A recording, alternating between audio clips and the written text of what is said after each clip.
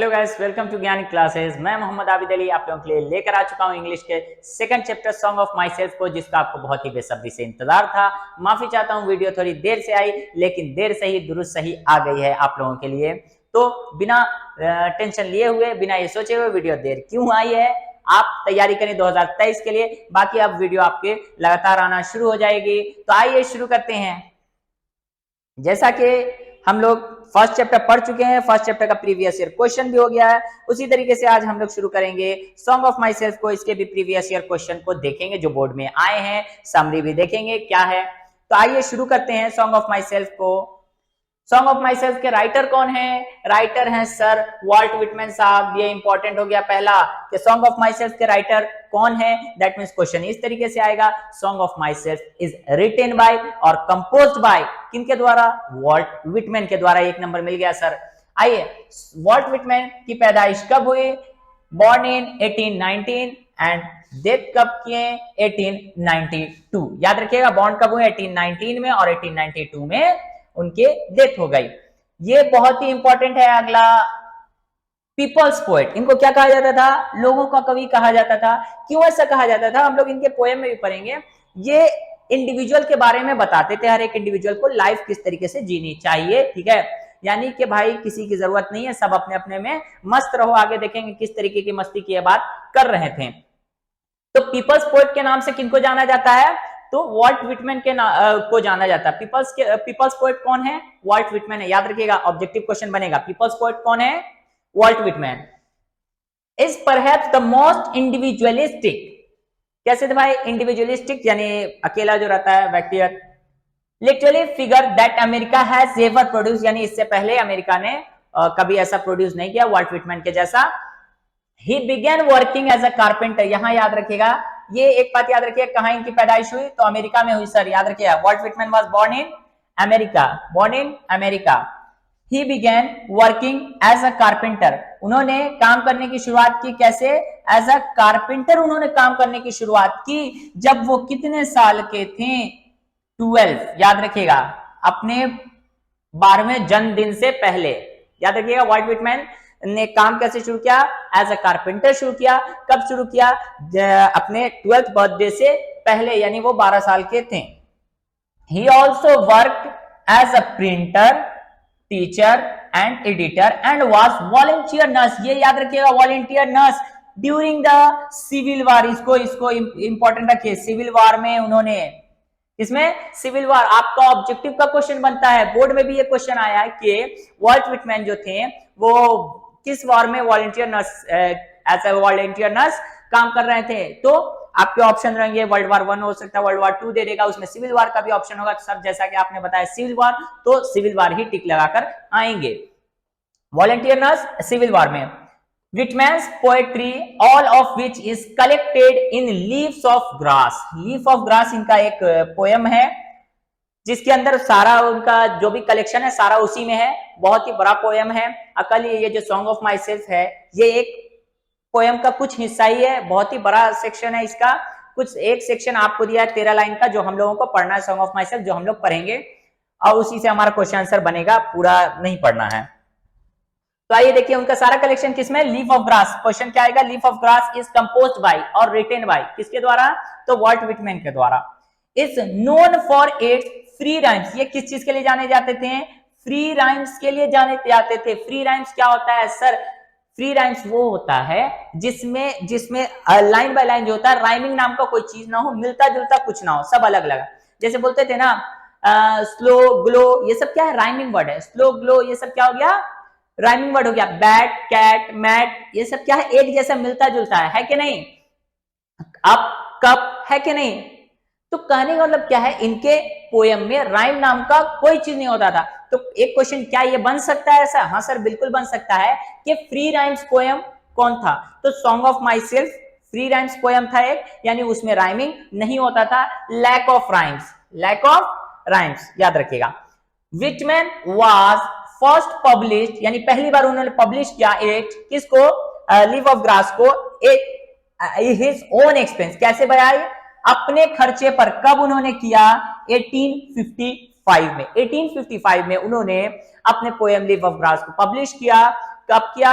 1855 में किसको किया? लीफ ऑफ ग्रास को किया। कैसे किया? तो अपने खर्चों पर। Okay, however the free form of the poem क्या था उसमें भाई? रैम्स नहीं था। And the joyful dedications to the importance of individual, वो क्या उस पोएम में करते हैं? इंडिविजुअल के इंपॉर्टेंस को वो बता रहे थे, लेकिन उस फ्री राइम्स होने की वजह से were not well receive at first, मतलब उस पर किसी तरीके का मतलब एक अच्छा रिव्यू नहीं आ पाया, लोगों ने उसको नहीं पसंद किया। ना पसंद करने का कारण क्या था? वो फ्री राइम्स पोएम था उनका। In fact, his collection of poems cost Whitman his job, यानी वो कहां से जाता था पैसा? इनके जॉब से जो ये कमाते थे उसी से, क्योंकि उन्होंने पब्लिश भी किया था अपने खर्चों पर। बोलता as it was taken to be option, जो कि बहुत ही गंदा ही था। समझ जाइए कि ऑप्शंस का मतलब होता है गंदा। क्या था कि वो अपने खर्चे पर कर रहे थे इनको, और पैसा तो आ नहीं रहा था क्योंकि लोग उसको पसंद ही नहीं कर रहे थे। अब फाइनली क्या हुआ? इनके समझ जाइए जीवन में एक अच्छा वक्त आ गया है। पहले अच्छे वक्त की बात करेंगे, आप स्क्रीनशॉट ले लें। चलिए स्क्रीनशॉट हो गया तो मैं इसको हटा रहा हूं।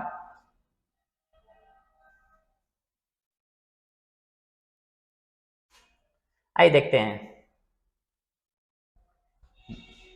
तो इन 1881 आफ्टर मेनी एडिशंस, बहुत सारे एडिशन के बाद, leaf of grass finally found a publisher. Leaf of grass को फाइनली एक पब्लिशर मिल गया। सबसे पहले क्या था? इन्हें कोई पब्लिशर नहीं मिला, तो इन्होंने अपने खर्चे पर बुक को पब्लिश कराया।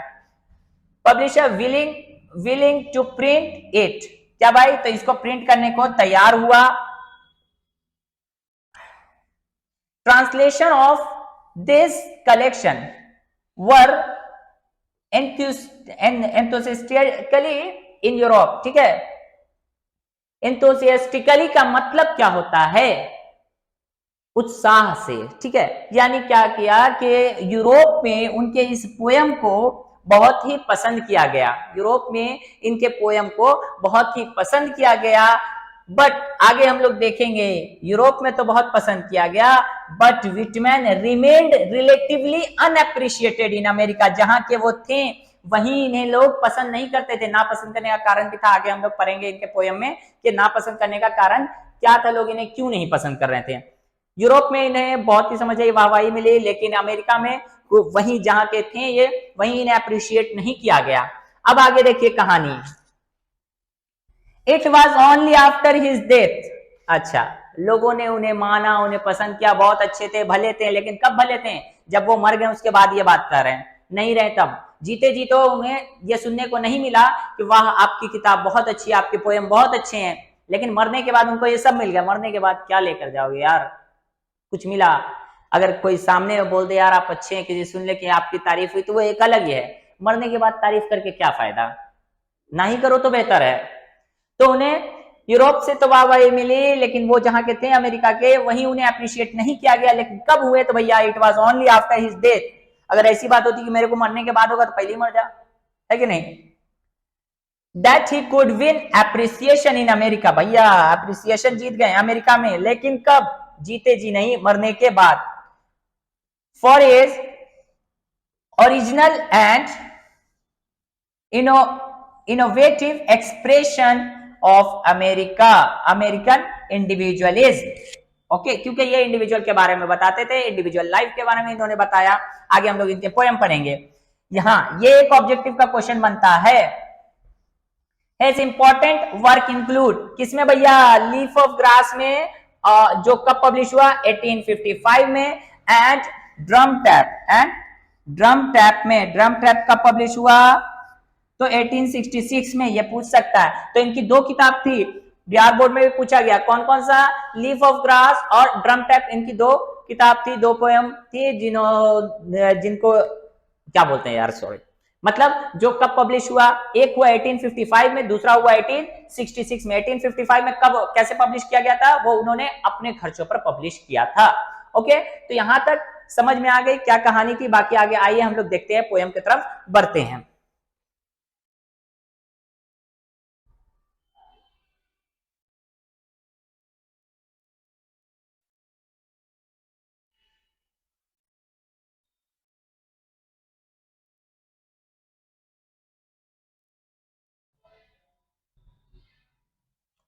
चलिए आइए, आइए ना, वहीं रहिए, आप तो आ नहीं सकते यहाँ पे। हाँ तो आइए शुरू करते हैं। सॉन्ग ऑफ माई सेल्फ क्या है भाई? I celebrate myself and I sing myself. क्या मतलब हुआ? सेलिब्रेट का मतलब होता है मनाना। आई सेलिब्रेट माई सेल्फ, मैं खुद ही मनाता हूँ। क्या मनाता हूँ? मनाते हैं हम लोग क्या? खुशी मनाते हैं। किस तरीके की खुशी होती है तो हम मनाते हैं उसको, तो सबके साथ मिलकर मनाते हैं। लेकिन ये वॉल्ट विटमैन क्या कर रहे हैं? मैं खुद ही मनाता हूं, मैं खुद ही गाता हूं। यानी कि ये क्या बोल रहे हैं? ये एक एटीट्यूड में बोल रहे हैं कि मैं खुद ही मनाता हूं, मैं खुद ही गाता हूं, मुझे किसी की जरूरत नहीं है, मैं खुद में ही खुश हूं, मैं अकेला ही आया था, अकेले ही खुश हूं। आई celebrate myself and sing my self. दूसरा बोलते हैं and what I assume you shall assume, और जो मैं महसूस करता हूं वही तुम भी महसूस करते हो। क्या उन्होंने कहा? सबसे पहले I celebrate myself and I sing myself and what I assume, और जो मैं महसूस करता हूं वही तुम भी महसूस करते हो। आगे क्या है? For every atom belong to me. हर एक एटम यहां किसको बोला जा रहा है? थिंग्स को, चीजों को बोला जा रहा है। For every atom belongs to me as goods belongs to you, यानी कि हर एक चीज जो मेरे लिए अच्छी है वो आपके लिए भी अच्छी है। ये किसको वो कह रहे हैं? वो किसको करें? हर एक इंडिविजुअल को ये बता रहे हैं, हर एक पर्सन को कह रहे हैं, हर एक व्यक्ति को कह रहे हैं कि जो मेरे लिए अच्छा है वो तुम्हारे लिए भी अच्छा है। मतलब जो चीज मेरे लिए वो तुम्हारे लिए भी है। कौन कह रहे हैं? ये वॉल्ट विटमैन कह रहे हैं। समझ में आ गया? ये पहला 3 लाइन क्या था? I celebrate myself and I sing myself, मैं खुद में मनाता हूं, मैं खुद में गाता हूं। एंड व्हाट आई एज्यूम, और जो मैं महसूस करता हूं, यू शैल एज्यूम, तुम भी करोगे। For every atom belongs to me, हर वो चीज जो मुझसे मेरे लिए अच्छा है वो तुम्हारे लिए भी अच्छा है। Goods belong to you. आइए आगे बढ़ते हैं।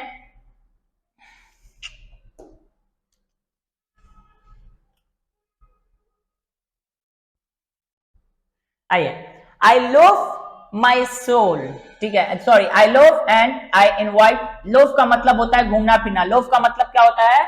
घूमना फिरना। लव का मतलब क्या होता है? घूमना फिरना। आई लव, मैं घूमता फिरता हूं। And invite my soul, soul का मतलब क्या होता है? आत्मा। सोल का मतलब क्या होता है? आत्मा। I love and I love and invite my soul, मैं घूमता फिरता हूं और अपनी आत्मा को भी बुलाता हूं, चल बेटा तू भी घूम। मतलब मैं उसे भी आजाद छोड़ देता हूं, मैं पूरी आजादी का मजा लेता हूं, मैं पूरी आजादी का मजा लेता हूं, मैं घूमता फिरता हूं, मैं अपनी आत्मा को भी इनवाइट करता हूं कि तू भी घूम। Okay, I lean and look at it is observing a spear of summer. Spear का मतलब क्या होता है? देखते हैं। स्पीयर का मतलब होता है वो सूखी घास होती है, घास के ऊपर का जो नोक होता है उसको बोलते हैं स्पाइक। जो होता है स्पाइक यानी उसके ऊपर का नोक, घास की नोक पर। तो ये कहना क्या चाह रहे हैं? आई लीन एंड लोफ, मैं आराम करता हूं, एंड इज ऑब्जर्विंग, और महसूस करता हूं कि मैं कहां आराम कर रहा हूं? स्पेयर ऑफ समर ग्रास, गर्मी की सूखी घास के ऊपर, उसके जो नोक होते हैं उस घास के, जिसको स्पाइक कहते हैं, है ना। तो उसके ऊपर वो क्या कर रहे हैं? आराम कर। कभी आप लोग भी गर्मी में खेलने वगैरह गए होंगे तो कभी घास पर सो कर देखेंगे, बड़ा सुकून मिलता है, बहुत आराम की नींद आती है। खुला मैदान और खुला आसमान, उसके नीचे आप सोए हुए, कितना मजा आता है। तो ये कह रहे हैं कितनी आजादी है, दिखा रहे हैं कि भाई मैं आजाद हूं, तुम भी इस तरीके से मजे करो। हर एक इंडिविजुअल को वो कह रहे हैं। अब आइए देखिए अगले लाइन से वो थोड़ा देशभक्त हो जाते हैं, देशभक्ति की भावना को जाहिर करते हैं। तो वो क्या कहते हैं? माई टंग, मेरी जबान, every atom of my blood, और मेरे खून का एक एक कतरा, formed from this soil this air. वो क्या कह रहे हैं इस लाइन में? माई टंग, मेरी जबान, every atom of my blood, और मेरे खून का एक एक कतरा, फॉर्म्ड फ्रॉम दिस सॉइल, यहीं की मिट्टी से और यहीं की हवा से है। देशभक्ति देखिए कितने अच्छे देशभक्ति की तरह वो बोल रहे हैं कि मेरी जबान, मेरे खून का एक एक कतरा यहीं की मिट्टी से और यहीं की हवा से है।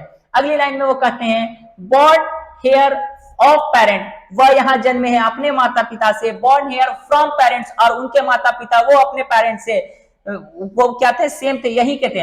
एंड देयर पेरेंट्स, माता पिता के भी यही थे। यानी कि अगर कल है तो पहले हम अपने माता पिता से, वो अपने माता पिता से, है कि नहीं? तो कहना हम अपने माता पिता से वो हुआ, और उनके माता पिता दादा हो गए, और उनके भी माता पिता यहीं के हैं, पर दादा, यानी हमारे कई पुश्त यहीं की है। कहाँ की? वो कहाँ के कहना चाह रहे थे? अमेरिका के। क्यों? क्योंकि वॉल्ट विटमैन कहाँ के थे? अमेरिका के रहने वाले थे। अमेरिका में उनकी पैदाइश हुई थी। तो वो क्या कर रहे थे, मैं यही जन्मा हूं, मेरे माता पिता भी यही जन्मे हैं, मेरे माता पिता के भी माता पिता यही जन्मे हैं और उनके भी माता पिता यही जन्मे हैं, यानी मैं, मेरे पापा, मेरे दादा, मेरे परदादा सब यहीं के, यानी मेरी पूरी पुश्त यहीं की है। Okay, I now 37 years old in perfect health begin। ठीक है, वो क्या कर रहे हैं, मैं अभी 37 ईयर का हूं और मैं बहुत ही अच्छे हेल्थ में हूं, मेरी हेल्थ बहुत ही अच्छी है। यानी वो जब इस पोयम को लिख रहे हैं वो कितने साल के हैं, वो 37 इयर्स ओल्ड के हैं। आपको हो सकता है कि ऑब्जेक्टिव का क्वेश्चन बन जाए, अभी तक नहीं पूछा है, लेकिन ऑब्जेक्टिव का क्वेश्चन ये बन सकता है कि जब वॉल्ट व्हिटमैन वो पोयम लिख रहे थे वो कितने साल के थे, तो वो 37 इयर्स ओल्ड के थे। और वो क्या कर रहे थे उस वक्त कि मैं अभी 37 साल का हूं और मैं बहुत ही स्वस्थ हूं। तो अगले लाइन में वो कहते हैं hoping to cease not till death, और मैं मरते दम तक भी ऐसा ही रहूंगा। ठीक है, यानी कि कहने मतलब वो मरते तक भी अभी जैसे हैं उनको आशा है, होपिंग आशा करते हैं कि वो इसी तरीके से रहेंगे मरते दम तक और लोगों को जागरूक करते रहेंगे, भाई तुम भी आजाद हो, तुम भी इसी तरीके से, यानी हर एक चीज जो मुझसे बिलोंग करती है वो तुमसे भी बिलोंग करती है। चलिए स्क्रीनशॉट ले लें आप लोग, फिर हम लोग आगे बढ़ते हैं। चलिए आइए आगे बढ़ते हैं हम लोग।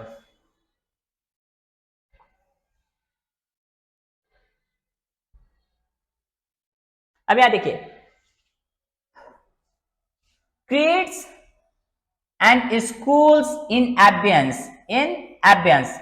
क्रिएट्स मतलब होता है धर्म से रिलेटेड, रिलीजन धर्म को बोलते हैं, स्कूल्स हमारा नॉलेज वगैरह सारा हो गया उसको, एबियंस मतलब ठंडे बस्ते में। ये कह रहे हैं हर एक इंडिविजुअल से कि अपने धर्म को यानी सब चीज को भुलाकर, सब चीज जो आप पढ़े लिखे जितने भी मतलब सबको भूलकर सबको एक ठंडे बस्ते में रख दो और मतलब आजादी का मजा लो।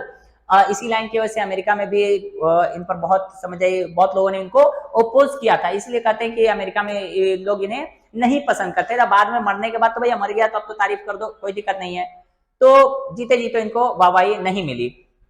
तो वो क्या कर रहे थे, क्रिएट्स एंड स्कूल्स इन एबियंस, मतलब अपने धर्म को, अपने ज्ञान को सबको एक जगह रख दो, अलग रखो, सबको नहीं होता धर्म से रिलेटेड, हिंदू मुस्लिम अलग अलग जगह हम लोग लड़ रहे हैं धर्म के लिए, तो ऐसा क्यों कर रहे हैं भाई, हम लोग सब यही हैं, हमारे ये खून भी एक ही है, हम लोग यहीं के मिट्टी के बने हुए, फिर भी हम क्यों लड़ रहे हैं, है कि नहीं। तो वो इस बात को बताना चाह रहे हैं और वही कर रहे हैं कि सब चीजें अलग रख दो, आओ आजादी का मजा लेते हैं।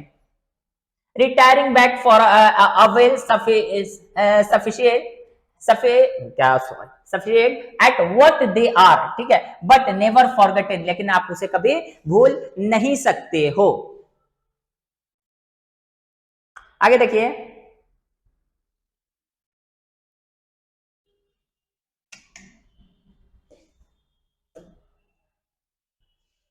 आई हार्बर, हार्बर का मतलब होता है यकीन करना, हार्बर का मतलब क्या होता है, यकीन करना। आई हार्बर फॉर गुड और बैड, मैं यकीन करता हूं अच्छे और बुरों पर, ठीक है, यानी जो बात सही लगती है वो सही है, जो बात गलत लगती है वो गलत है, भाई वो यकीन करते हैं। I permit to speak at every hazard, hazard hazard का मतलब होता है डेंजरस, ठीक है ना, यानी भाई यार जो भी हो मैं उसको बोलने के आजादी रखता हूं, भाई मैं आजाद हूं, मैं कुछ भी बोल सकता हूं। Okay, nature without checking with original energy, ये बात कह के उन्होंने इस पोयम को समाप्त किया। तो मेन पॉइंट जो भी थे इस पोयम के मैंने आपको बताया, तो बताइए अगर कुछ पूछूं कि जब वॉल्ट व्हिटमैन इस पोयम को लिख रहे थे वो कितने ईयर के थे, वो 37 इयर्स ओल्ड के थे।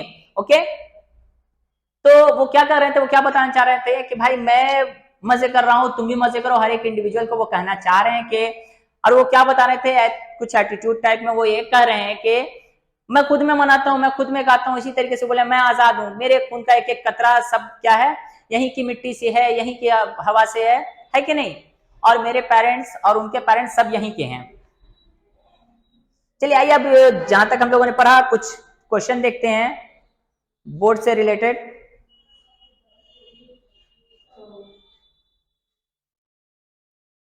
कुछ ऑब्जेक्टिव क्वेश्चन है जो बोर्ड में आए हैं,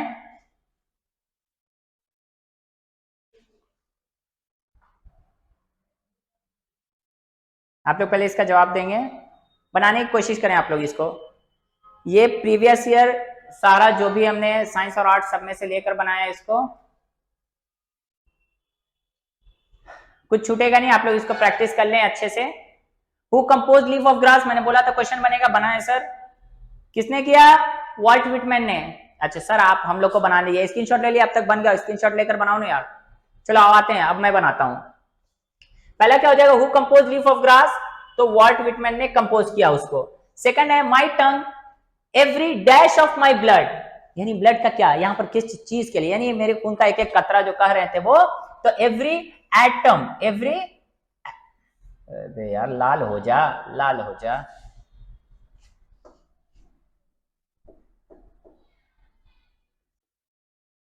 every atom of my blood form from this soil this year. अगले वो क्वेश्चन में क्या बोल रहे हैं, बोल नहीं, क्वेश्चन है उसका आंसर देना है हम लोगों को। I permit to speak at every hazard is taken from, ये लाइन कहां से लिया गया है? तो सॉन्ग ऑफ माई सेल्फ से लिया गया है इस लाइन को।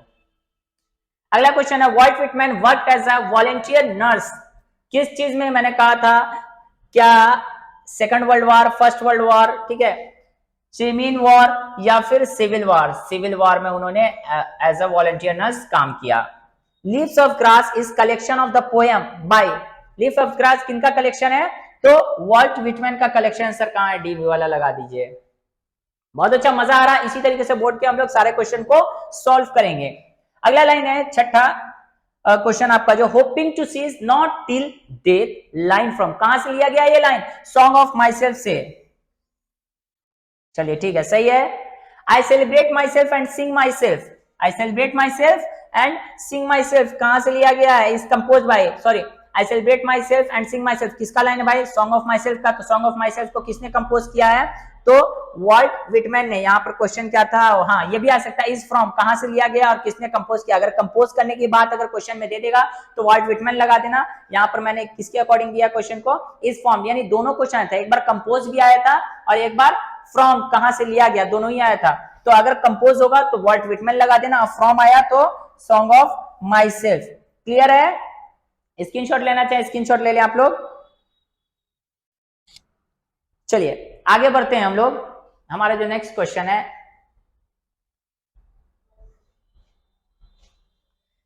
नेक्स्ट हमारा बच जाता है समरी। क्वेश्चन सर आप नहीं देंगे? क्वेश्चन सर बाबू मैं पीडीएफ आप लोगों को प्रोवाइड कर दूंगा, आपके ग्रुप में चला जाएगा। और जिन्हें अलग से जो हमारे यूट्यूब वाले हैं कोई स्टूडेंट, तो प्लीज अपना नंबर दे देंगे, मैं उन्हें व्हाट्सएप पर शेयर कर दूंगा पीडीएफ। आइए देखते हैं समरी को। समरी को एक बार आप लोग अपने से पढ़िए। तो सर स्क्रीनशॉट लेकर पढ़ लिया, आप टाइम नहीं वेस्ट किए सर, हम लोग बहुत जल्दी में हम लोगों को 2023 की तैयारी करनी है। ठीक है सर, तो क्या है देखिए, जो भी हम लोगों ने पढ़ा उसी को समराइज कर देते हैं हम लोग शॉर्ट में।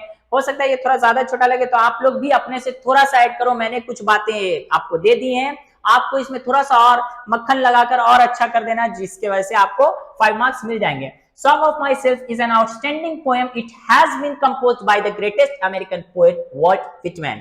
In this present poem, the poet Walt Whitman expresses his sentiment of humanity. ये अपने सेंटिमेंट को किसके तरफ बताते हैं? ह्यूमैनिटी के तरफ। He says all men are born equal. सब लोग एक ही तरीके से पैदा हुए, कोई ऐसा नहीं कि कोई डाउनलोड नहीं हुआ यार। जैसे हम लोग पैदा होते हैं उसी तरीके से हम लोग हुए हैं। And everything in all human beings is the same, और हर एक चीज हर एक ह्यूमन बीइंग्स में सेम है। हमारे खून भी क्या है? एक है। हमारे समझ जाइए कि आंख, 2 आंख है, सबके पास 2 हाथ है कि नहीं? बट यहाँ क्या? Begins is the same, even their blood is of the same colour, उनके हमारे खून भी एक ही कलर के हैं। But the poet is very much in pen eight seeing the quarrel between religious, लेकिन वो बहुत ही पेन मतलब दर्द महसूस कर रहा, बहुत ही सैडनेस, उदास रह रहा है। क्या देखकर? कि हम लोग धर्म के लिए आपस में लड़ रहे हैं। धर्म, एक दूसरे का धर्म अलग है तो हम लोग हिंदू मुस्लिम अलग, क्या कर रहे हैं? आपस में लड़ रहे हैं। यार तुम ही सोचो यार, हम लोग सब यहीं के सब इंसानी क्यों आपस में लड़ रहे हैं? है ना? हमारे भी दोस्त हैं, हम लोग तो लड़ नहीं रहे हैं, है कि नहीं? तो हम लोगों को कभी नहीं लड़ना चाहिए, सब एक हैं। आप उसका धर्म अलग है, आप उसके धर्म को क्या करो? सपोर्ट ही करो। चलो यार उसी को बोल दो, सही। ये तो नहीं ना कर सकते आपस में लड़ना, हम अच्छे, ये कभी नहीं होना चाहिए। Between religions, as last the poet suggests to us that everyone should think there is nothing in life except brotherhood. वो क्या कर रहे थे इस पूरे पोएम में, वो ब्रदरहुड की भावनाओं को जाहिर कर रहे थे। भाईचारा होना चाहिए, आपस में हम लोग लड़ेंगे नहीं, लड़े झगड़ेंगे नहीं धर्म की बात पर, कि भाई हिंदू मुस्लिम आपस में कौन कौन लड़ रहे हैं, अलग अलग धर्म के लोग, या धर्म की लड़ाई नहीं होनी चाहिए। भाई हम सब एक ही, हम सब इंसान हैं, ठीक है, हम सब इंसान हैं। तो ये ब्रदरहुड की भावनाओं को उन्होंने एक्सप्रेस किया, जाहिर किया। So always be happy and try to make other happy, हमेशा खुश रहो और दूसरों को भी कोशिश करो कि खुश रखें, है कि नहीं। दूसरों को खुश रखने, यार तुम लोग लड़की को खुश रखने में लग जाते हो, चलो वो भी सही है, उसको भी खुश रखो। तो फिलहाल देखो हम लोगों का फर्स्ट चैप्टर हो गया, sweetest love I do not go and song of my self second chapter हो गया। हम लोग अपनी अगली वीडियो पर मिलेंगे। नेक्स्ट जो हमारा होगा, कौन सा चैप्टर होगा आपको पता है, आप उसके इंतजार में रहें, थोड़ा एक्सपेक्टेशन होनी चाहिए, आप लोग इसकी तैयारी भी करें, है कि नहीं। तैयारी हो रही होगी तो हम लोगों का जैसा प्रोग्राम है कि इंग्लिश का भी टेस्ट ऑर्गेनाइज किया जा रहा है। आप लोग जो जो इंग्लिश का टेस्ट देना चाहते हैं, क्योंकि बोर्ड पैटर्न पे पूरा आपका होगा, सारा क्वेश्चन होगा। अगर 2 चैप्टर हुआ, 2 चैप्टर को उसी तरीके से बनाया जाएगा, उसके समरी का टेस्ट, जो भी क्वेश्चन बन सकते हैं अलग से ग्रामर से भी, तो कुछ मैं कराऊंगा। क्लास में भी अगर आप लोग चाहते हैं तो आप लोग कमेंट कर दें, मैं एक क्लास ले लूंगा आप लोगों का। क्लास में भी एक क्लास हो जाएगा। जैसे यूट्यूब पे बहुत बच्चों की आदत होती है, सर थोड़ा मोबाइल में आ गया, किसी का कॉल आ गया, ध्यान भटक गया उधर, है कि नहीं। तो अगर आप लोग क्लास में भी चाहते हो कि एक क्लास करना, तो आप प्लीज हमको एक मैसेज कर दो, कमेंट कर दो। कैसा लगा वीडियो उसको भी जरूर बताएं। हम लोग अपनी अगली वीडियो में मिलेंगे। Thank you for watching this video.